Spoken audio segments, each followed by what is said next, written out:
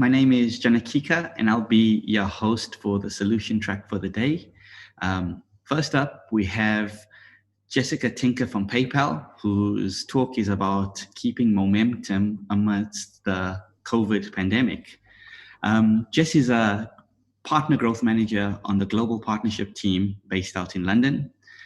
Jess has been working for PayPal for 5 years, where she's closely working with multiple e-commerce platforms and marketplaces. Prior to this, Jess worked for a German e-commerce platform, helping them grow their SMB base in the UK market. If anyone in the audience would like to ask any questions, please do so in the chat window, and we'll do our best to answer them at the end. All over to you, Jess, now.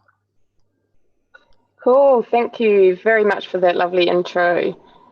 Firstly, I just wanted to say a huge thank you to this whole team that have moved this offline event online. I know that there's a huge amount of work involved, and I'm just really happy that, you know, we can keep this momentum and this Magento community spirit alive. So as Janak has already said, I'm Jess Tinker. I'm the Partner Growth Manager at PayPal. My role at PayPal is to work with partners such as Magento and to ensure that they have the best PayPal payment experience possible. So I really love seeing merchants who are using these platforms grow and continue to be successful, and I actually find this a very, very satisfying part of my job. But the goal of today is to look at the trends that we've seen during this COVID pandemic on the world, and also where the opportunities are to maintain momentum. So I want to break this presentation down into 3 parts. So we'll be looking at the trends, we'll be looking at consumer behavior, and also product.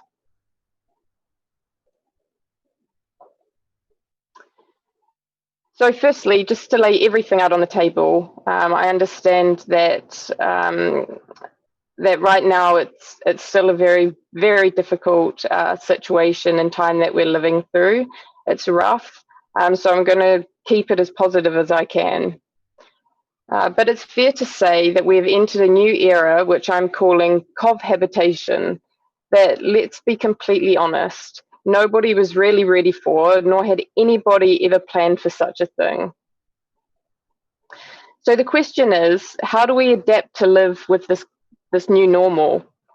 It's having a huge impact on people as human beings, but also as workers. It's also having a huge, huge impact on businesses all around the world.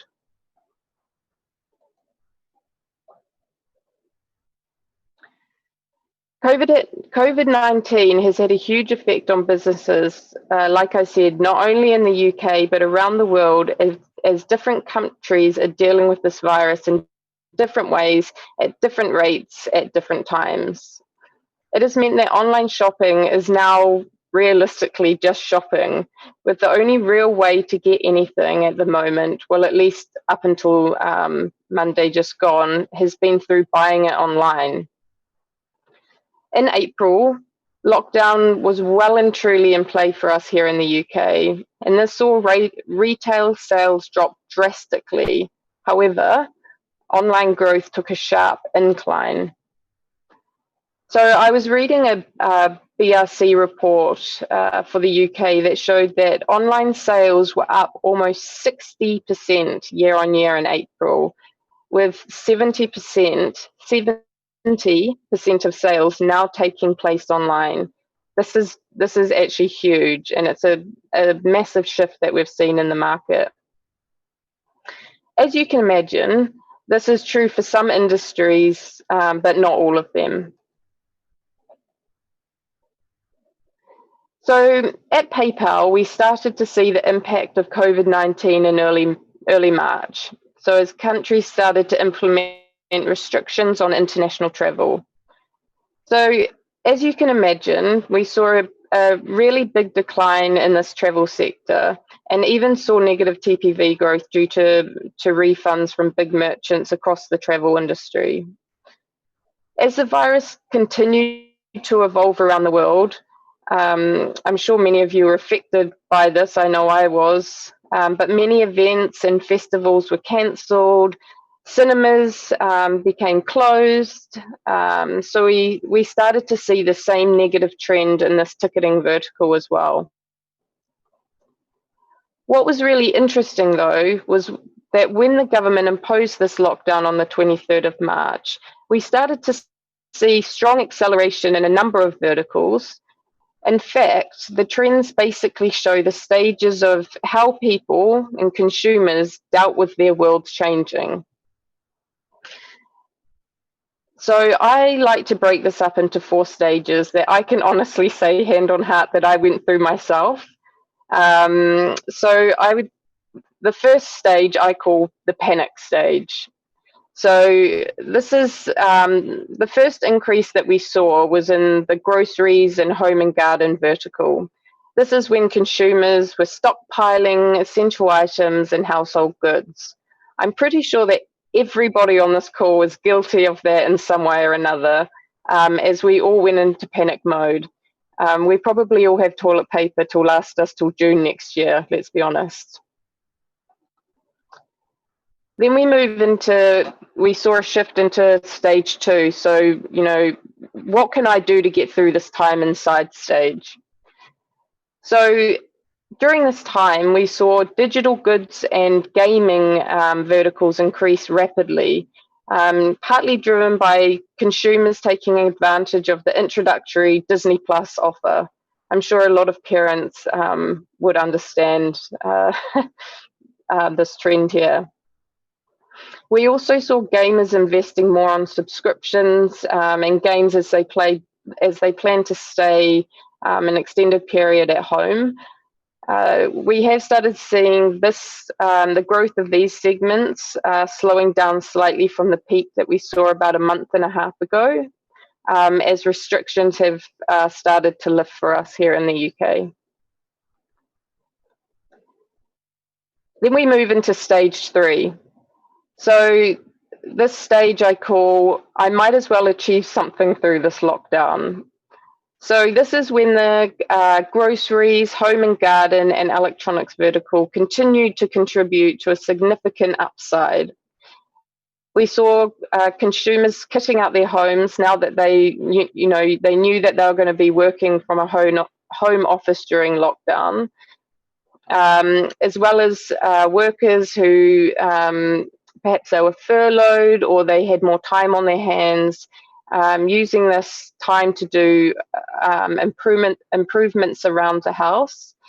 And also, I'm sure that you can agree, we had fantastic weather in the UK across April and May, which also drove up the demand for barbecues and outdoor furniture, as people were really having to take comfort in their own homes.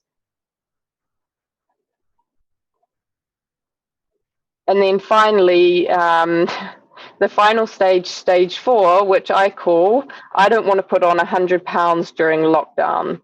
So this is where we actually saw a shift in the fashion vertical. So consumers shifted from buying their standard clothing and moved towards sports fashion, as well as exercise equipment to exercise at home.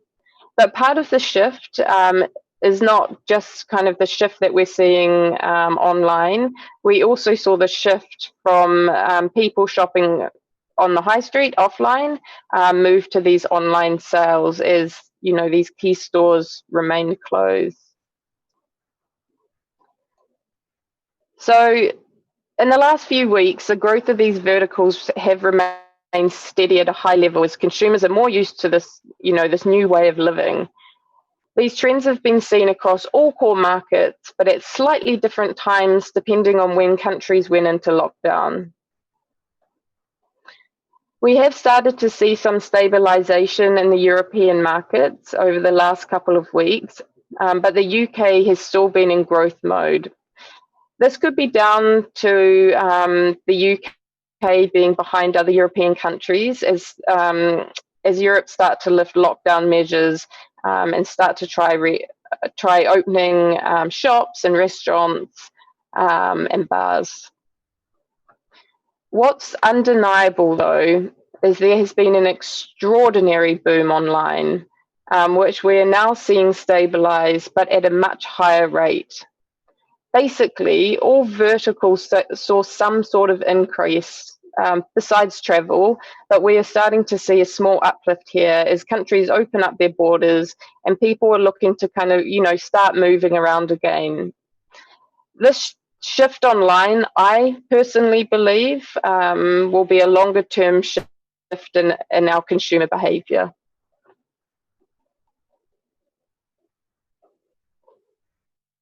So another trend that we've seen is the increase in our silver tech users. Please, please, please don't shoot me for the name of the segment. I had nothing to do with it. But the segment consists of people over 50 years of age.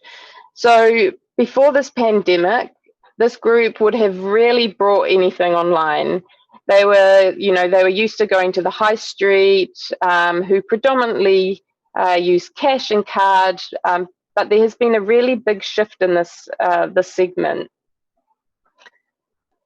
So because of COVID, obviously, they've been forced to change their habits, and their only option was to buy things online, especially if you were older than 70 in the UK, because you were actually told that you weren't allowed to leave the house.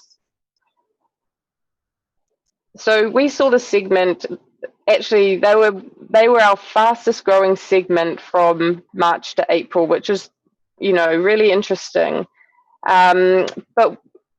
But the segment is not only a new growing segment, it's also a very profitable segment, with their purchase sizes being larger. So they're spending more than our other key traditional segments that we're used to, working with online. However, as lockdowns do start to ease and people are allowed to go out again, as we are starting to experience here in the UK, and as we start to see stores opening like we did on Monday, it will be interesting to see how not only businesses adapt, but how consumers adapt as well. Will they go back to the high street, or will they continue to buy online as they have been? What I do think we can be sure of, though, is that online shopping isn't going away anytime soon. Actually, Monday was very interesting because we did see a surge of people head to their high street stores. But I did read from a research company called Springboard that they said that footfall was likely to rise in the coming weeks, but warned that many shoppers still had concerns about people not following the safety measures in stores and there being long queues to get in. So now is the time to invest in the best online experience ever.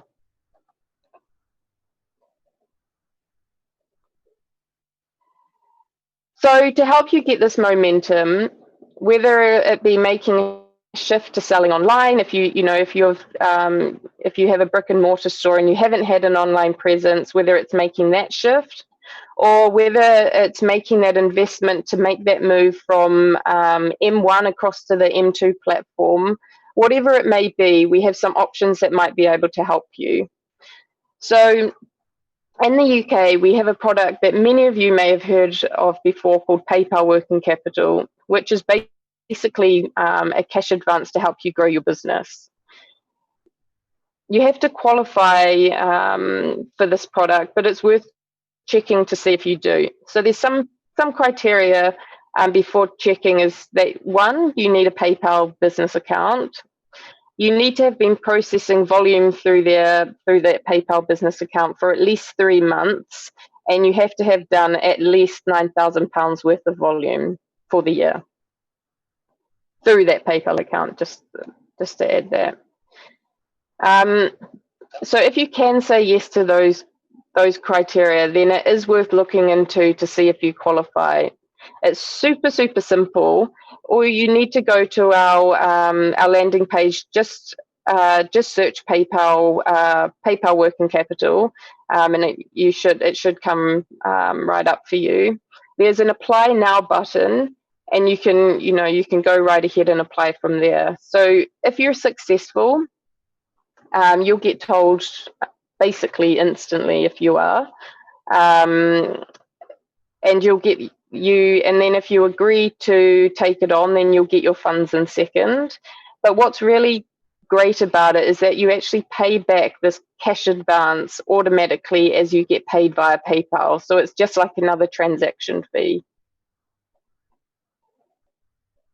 We're also working with a huge range of really great system integrators and agencies that are here to also help you with a varying range of packages and timeframes on getting projects done. If you are looking to upgrade your platform from M1 to M2, or you're just looking for a refresh of your site that you have now, and like I said, a range of agencies that have varying project time and cost dependent on your needs.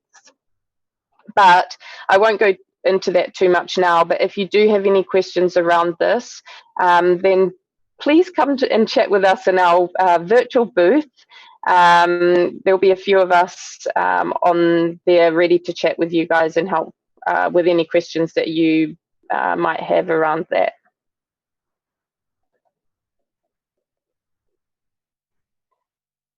So, as many businesses are, we're always trying to look at ways to help our consumers and merchants.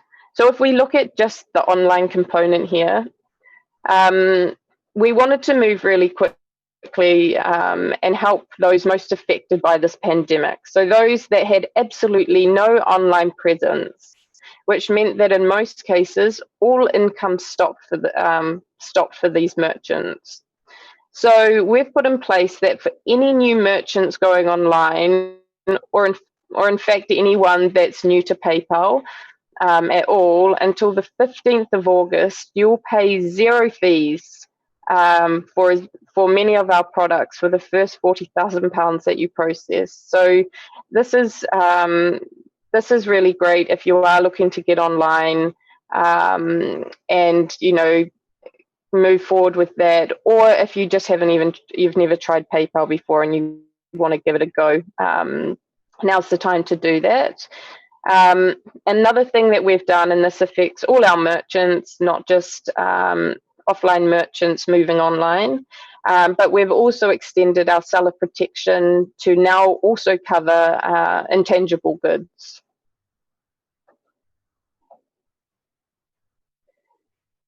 But let's be honest, it's not all online. So as we move into this next stage of reducing lockdowns and trying to open up the economy again, we know we have to look at different ways to do things in this, what we're calling this new normal. So in the UK, ATM withdrawals have plunged by 60%. I mean, that's understandable. And the usage of cash on the whole has receded as well. So approximately 3/4 of the UK consumers confirmed that they aren't using physical currency as much as they were before the crisis, with 54% saying that they've been avoiding cash and using digital payment platforms. So times are changing and we have to move with them. But businesses and consumers want to know that they're safe in doing so.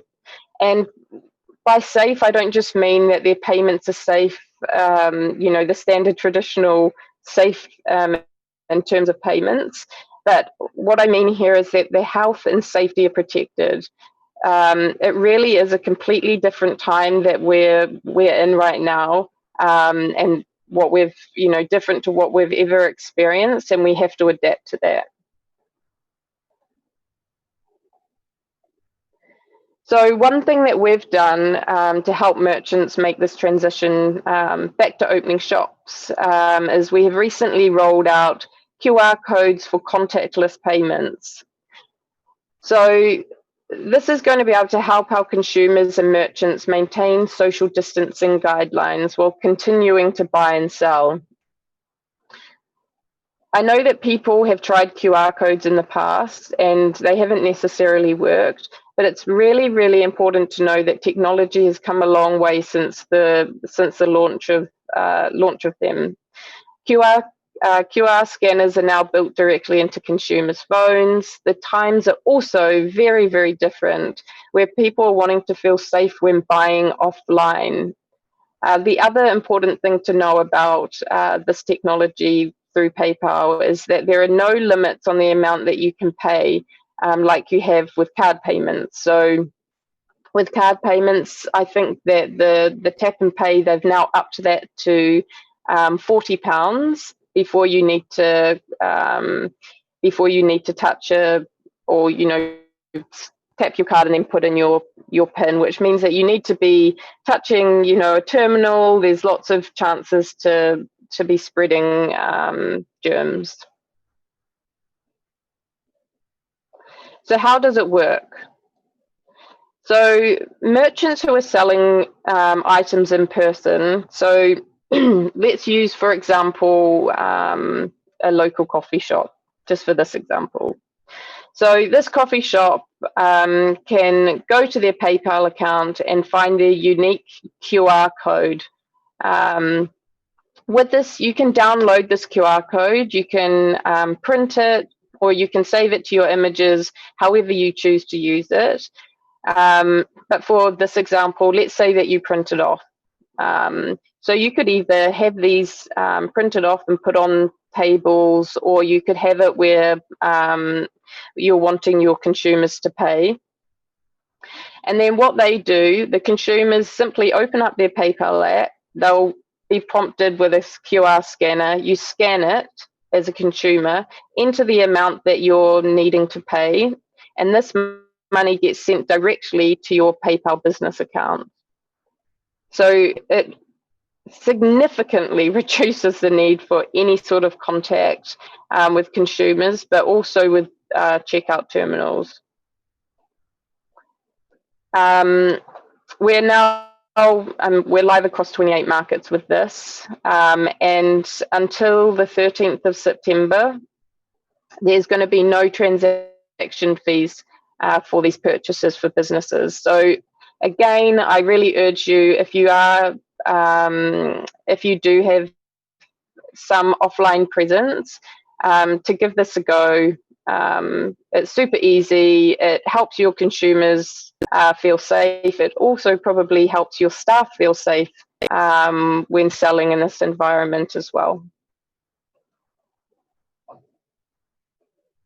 So to wrap things up, there are just a few takeaways I think that are the most important from this presentation. So firstly, these are worldwide trends. So this isn't just happening to us here in the UK.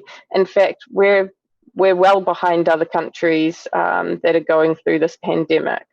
So look to markets where lockdowns are starting to ease and see how their markets are adapting. So let's learn from these markets and allow ourselves to move faster when we get to that point in the easing of lockdown. Secondly, don't ignore this new segment of silver tech users. They spend a lot more online, and they're an untapped market opportunity for you to target. Thirdly, online shopping isn't going away. It's going to continue to grow and grow. So now really, really is the time to invest and make sure that your online strategy is first and foremost. And then finally, it's not enough to, like I said before, it's not enough to make sure that your merchants feel safe to shop online. You now need to make sure that they feel safe shopping offline in this environment as well. Not just your consumers, but the staff that you have working for you as well. And that's it. I think that I'll pass to Janek now, but I think that we may have some questions. Thank you, Jess. Yeah, I sure enjoyed that talk. A lot of remnants on my side, especially at the beginning of the pandemic when it started. A lot of panic at that time, and then I think gradually everyone started becoming more accustomed to it, and our habits changed. So we found new interests, which was good. Some of us with kids, I think, kept us very entertained. But there's a few questions that have come up. But also, just adding to that, there was, we saw a lot of positives, especially around our clients in certain verticals, especially around the DIY and the crafting areas that you've highlighted. Unfortunately, the holidays we're all having to sacrifice this year, which is going to be a bit tough, but it is what it is. And there's a few questions that have come through along this. So one that's come through is, how do we apply to see if we qualify for the PayPal working capital? Because I'm sure there's a lot of merchants watching this, keen to get some funding, for their new builds, etc. Yeah, cool. Yeah, great question. So this is super easy. So like I said, just search PayPal working capital in your browser, and this will take you directly to the web page where you can apply. But remember that there are some criteria you need to meet before you can apply. So firstly, there's the PayPal business account for 3 months or more. You need to be registered in the UK. Sure. Process at least £9,000 in eligible PayPal sales annually. And these requirements must be met for at least 5 days in advance of your application. So if you can tick those boxes, then it's definitely worth going and seeing if you qualify, because you do get the funds instantly, and I'm sure that it could be used. It's a timely time to have funds like that available. Sure. I guess if everyone could just look for PayPal working capital, then and if you have any questions throughout the day, Jessie's around. Visitor at the expo booth. You can click on that on the left-hand side, and she'd help you through that. Another one that's come through is there a cost for processing via the QR codes? Because it seems like QR codes was a big thing historically, and then kind of got lost in the way. But I think it's probably going to be more used or widely used now. Yeah, I think it's interesting because we are in a different time now, and maybe it's it is the right time for QR codes, because you can use them without coming into contact with another person, and you can maintain your social distancing. But in terms of the cost, so firstly, it's free to create or share a QR code, so that's free. So, but for sellers, transaction fees on QR code payments, like I said, are temporarily waived until the 13th of September. So by all means, now's like a really good time to try using them. But after that, you will pay a low fee of 1.5% and 10p per transaction when a customer pays you. But for buyers, making a payment via QR code, it works exactly like sending money through the PayPal app, so a peer-to-peer payment. And this is always free for buyers when they select goods and services. Sure. Okay. And then where could they find their personal QR code for their businesses? Is that something that's easily accessible within a portal, or? Yeah. So again, this is, we've made it really simple for businesses to find this. So go to your PayPal business account, and you'll be able to download your personal QR code there. Sure. You can either, like I said, you can either print this off, but you can also save it to your mobile phone or an iPad or something for scanning. So you just have to make sure that this QR code is visible for the customer, because that is what they need to scan. And in the PayPal app, the consumer opens that up, they click scan, this scans the QR code, recognizes that it's attached to your business account. The customer enters the money, the amount that needs to be paid, and then the customer selects a payment method that they want to use and selects pay now, and that money goes to you instantly as a business. So super quick and easy. Yeah.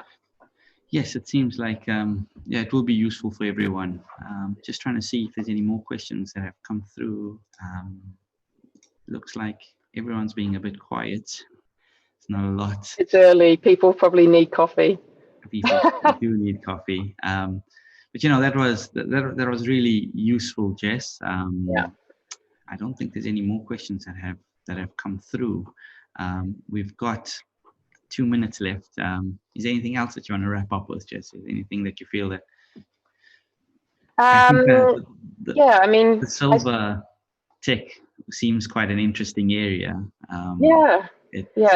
We feel that we've always known that they've been good disposable income there. Now we're probably seeing a lot more users having to purchase things online, from groceries to holidays and exploring options. So anything along those areas would be useful for us to discuss. Yeah, I mean, it would be interesting. I don't have this info, but I think it would be interesting to see what they're using to make that payment online, whether it's they're using their mobile phones or tablets or laptops. But I think, I mean, the key message here is that online is not going away. It's just getting stronger by the minute. And to really, as a business, to really focus on your online strategy and make sure that you have, as well as your offline, of course, but now's the time that online is surging, and you don't want to miss out on that. Yeah, no, great. But and another thing is, if you do, like I've said and you mentioned before, if anyone has any questions on anything, do come to our virtual booth. Happy to answer anything there. If we don't know, we can find out the answers, but always happy to chat as well. Great. Well, thank you, Jess. Thank you for all our listeners. Our next track on the solution track would be around site search and beyond. We've got Clayvu, so that will be at 10:55. We've got a few minutes break now, and then we will be back here. So thank you all. Okay. Thanks, Jess. Bye. Bye.